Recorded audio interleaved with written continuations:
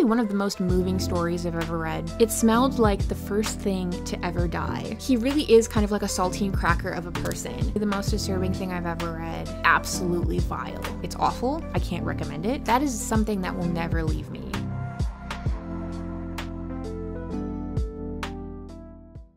Hi, I'm Sam.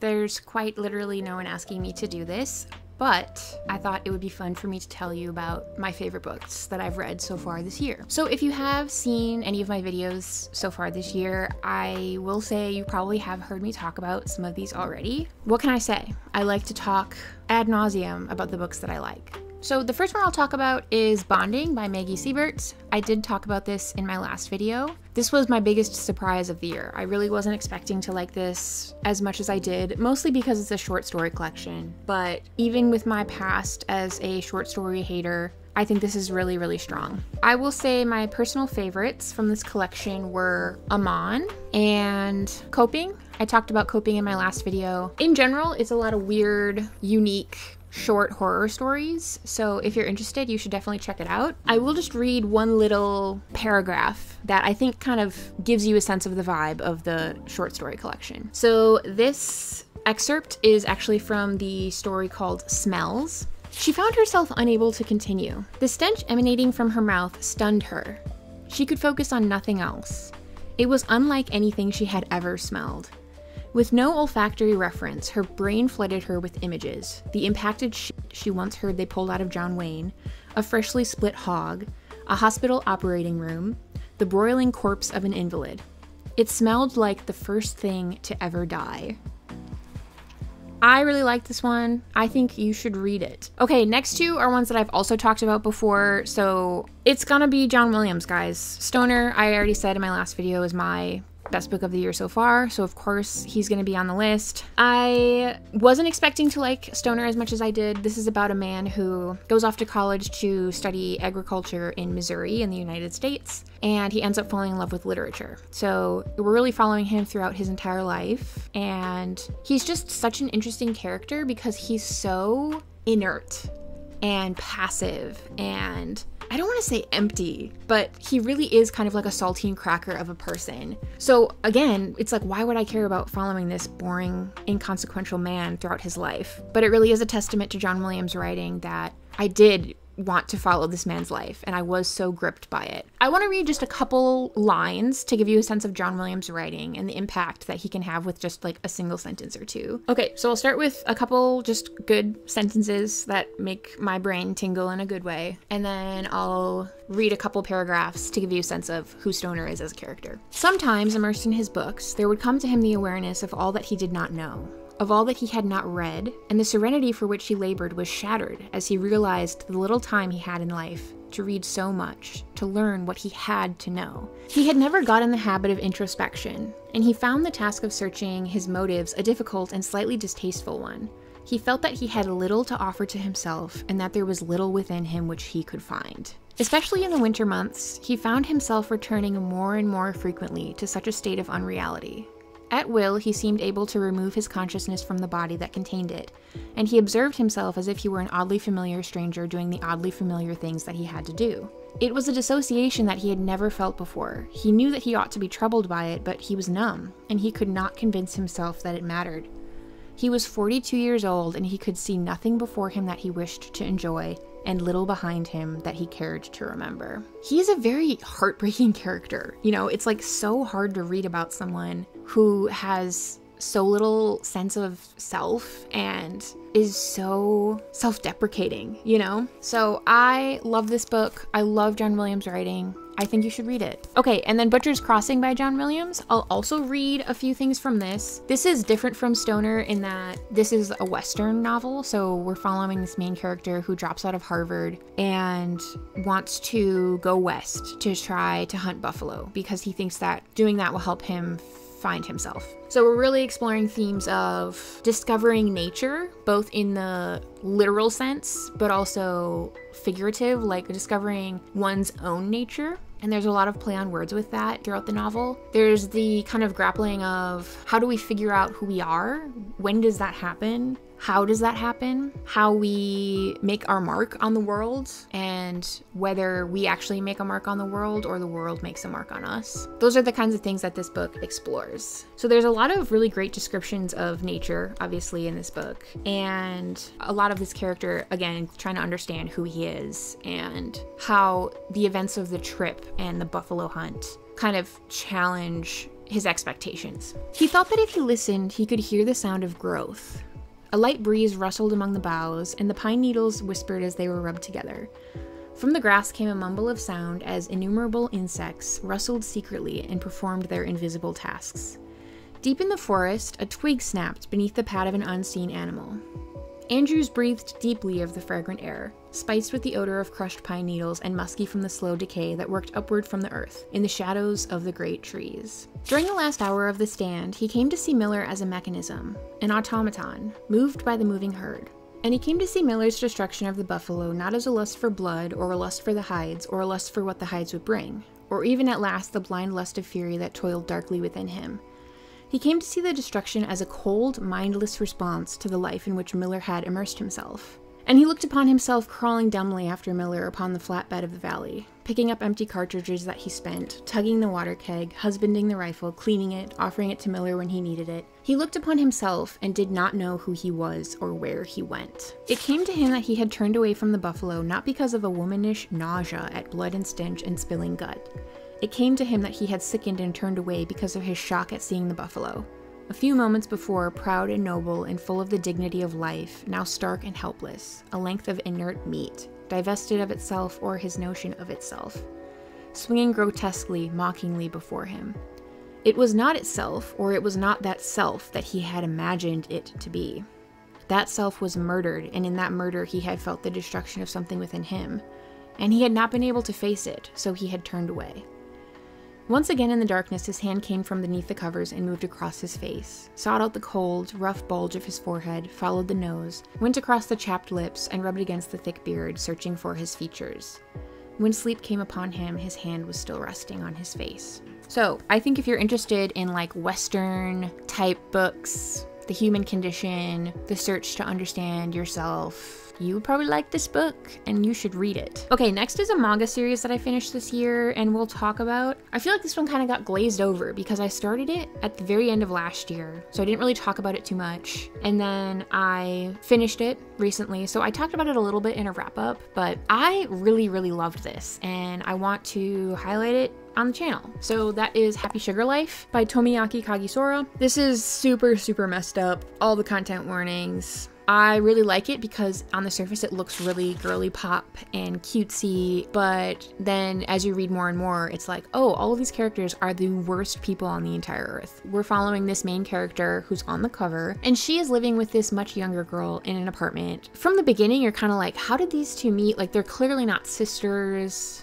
And very early on, we learn that this main character just kidnapped this little girl and has been keeping her. And yeah, it's just this really toxic relationship. You know, this character is clearly one who has never felt like a true love before and doesn't actually know what love is. It's a very twisted and warped notion of love.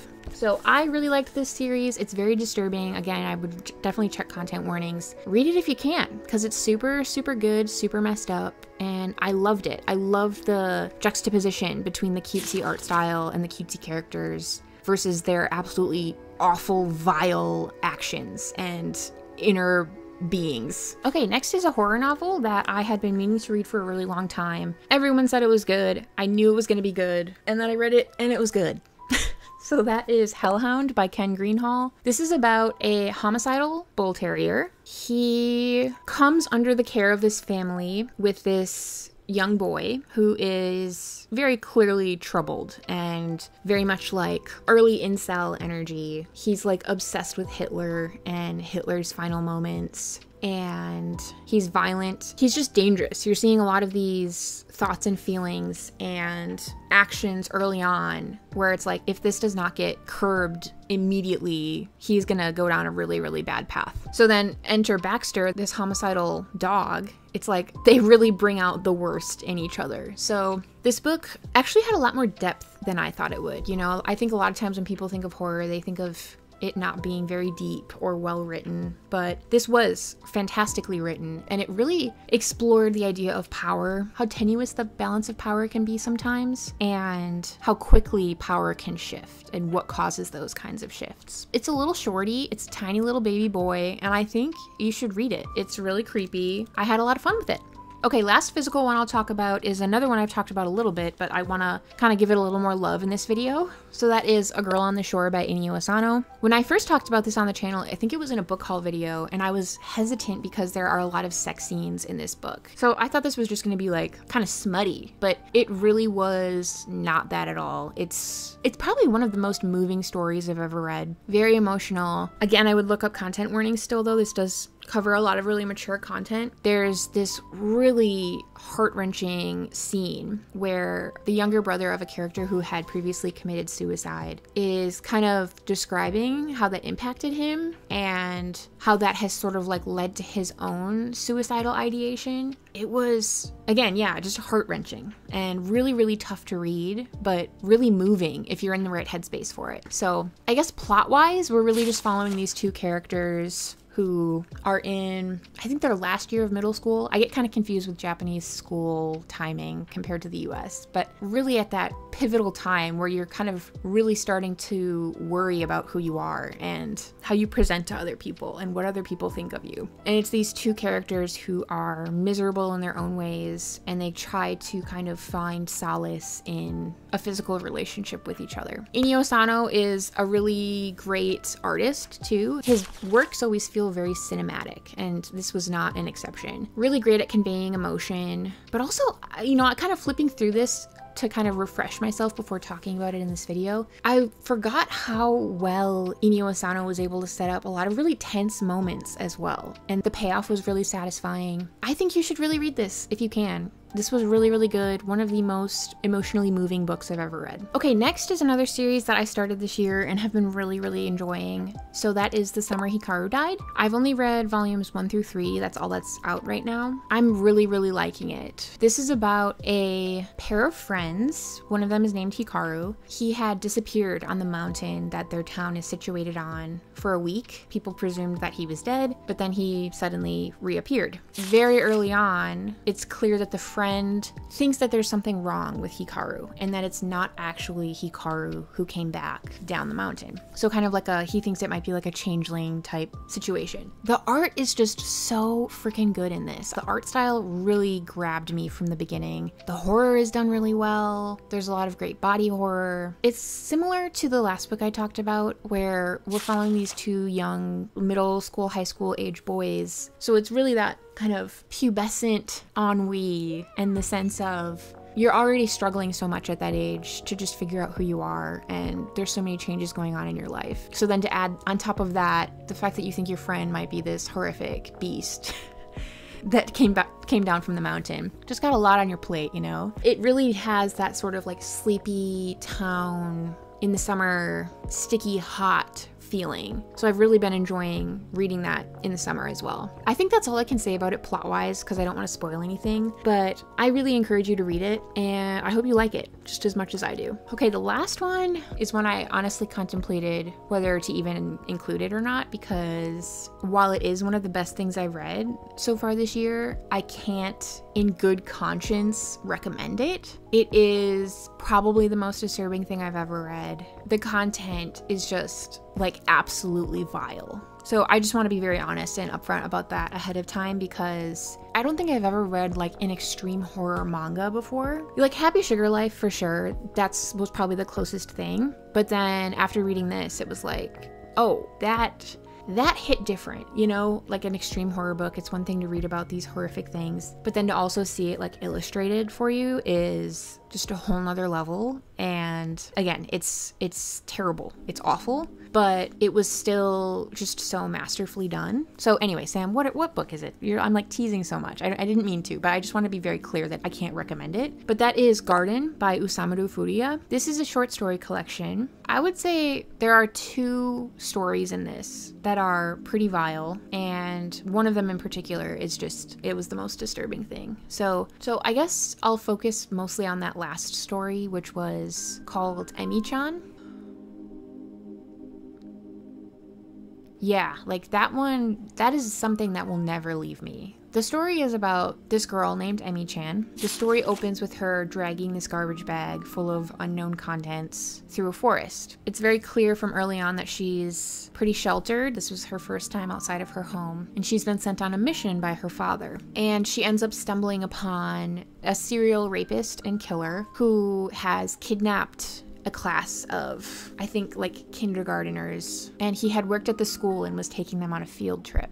So while out on the field trip, he took them to this forest and assaulted them and killed all of them. So stumbling on this guy, he notices her pretty quickly and begins to attack her as well. And I want to say that there are like 10 to 12 entire pages devoted to just him attacking her. So very intense, very graphic. I don't want to say anything more plot-wise because it does take kind of an interesting turn at the end. But the reason that it's one of the best things that I've read is because the art style does such a great job of contributing to the narrative. And the way that the author sets up a page and organizes it and designs it all lends itself well to the chaos of Emi being attacked and kind of the feelings that she's experiencing as well as the feelings that the attacker are experiencing. Really, the graphic nature of the content is what is so disturbing. Like if that's not horror, I don't know what is. So that was kind of the standout story in that collection. I think there were 6 stories and the stories are each very different. So I think if you're intrigued but a little worried that the content of the last story might be too much for you, you could just read the first 5 and then skip the last story. But yeah, I can't recommend it, and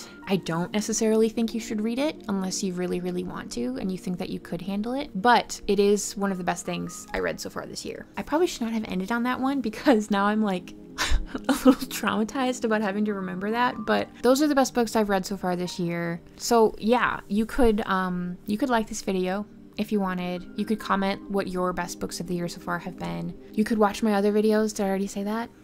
You could subscribe if you wanted to. I just really want to thank you for watching, and I'll see you in the next video I make.